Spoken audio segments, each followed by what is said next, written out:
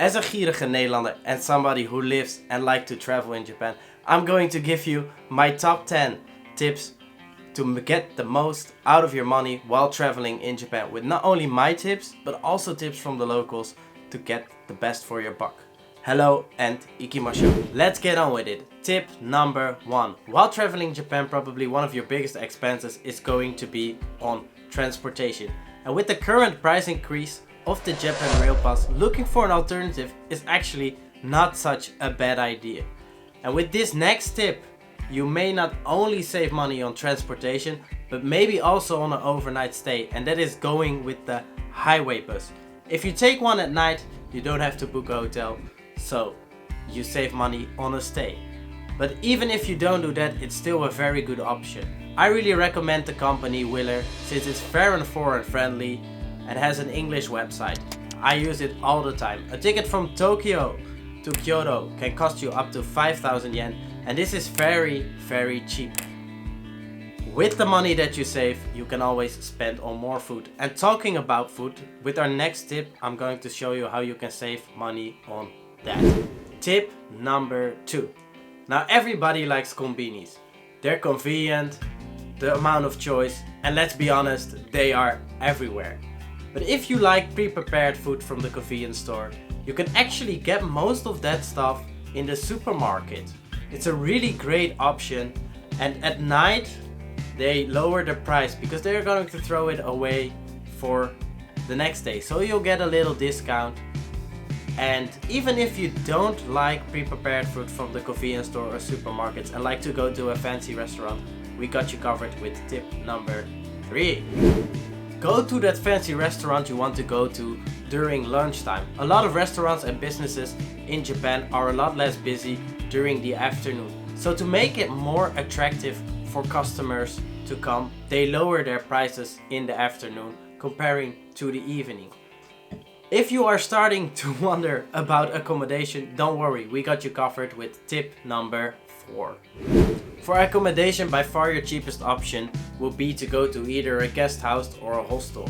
But of course you would have to share your room with people. So if you don't like that, you can always opt for the option to go to a capsule hotel. If you don't like the cramped space, don't worry, even then we got you covered.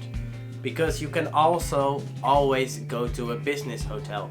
It's a lot less flashy than a normal hotel, but in return for that, the price is cheaper. And usually after leaving my hotel, I get a knack for a coffee. And with tip number 5, we got you covered for that. Remember how I just told you to avoid the convenience stores? Well, here is one exception. Because after you leave your hotel, it's a great option to get a coffee at the convenience store. The coffee is great and it's a lot cheaper than going to a cafe. Of course the atmosphere is a lot different, but if you just want to get that quick hit of caffeine, it's a great option. And after coffee time, I think it's time to do something. So let's take a look at the activities that we can do with tip number 6. For activities, visit shrines and temples. Visiting a shrine and a temple in Japan can almost feel as if not being as a spiritual experience.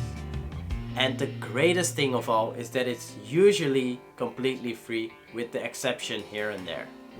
If you have gotten some valuable information in this video, then definitely click the like button down below.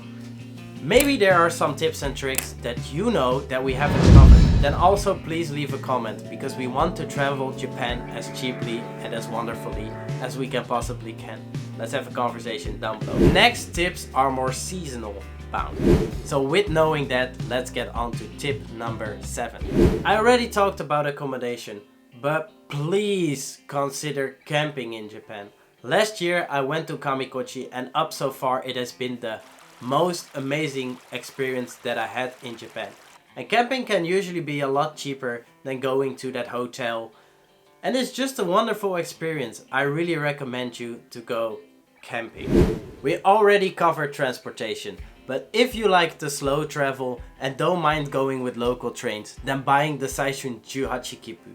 Tip number 8 is probably the best thing that you can do. A ticket made with students in mind, but open for everybody to buy. The Saishun 18 Kipu. 12,000 yen for 5 days unlimited use of the local trains. Like I said, it's slower, but it's a great steal. After you have used these tips and are about to end your wonderful vacation, then it is also time for tip number 9. That is buying souvenirs and other stuff completely tax free. This is one of the biggest perks that tourists in Japan have. Apart from local people, they can buy things tax free. And one of my favorite stores, Don Quixote, offers this service. And I didn't use it, so please use it when you are in Japan. Tip number 10, my last tip. Kind of contradicting, but please, if you want to go to that hotel, just do it. Japan is a wonderful place where so much amazing things to discover, whether that being a cafe, hotel, or something that you have seen online. It will be a real shame that you don't go there because you want to save money. Go have fun, have a wonderful trip, and I hope to see you guys in the next video. This was Danny Japani. Thank you so much for watching.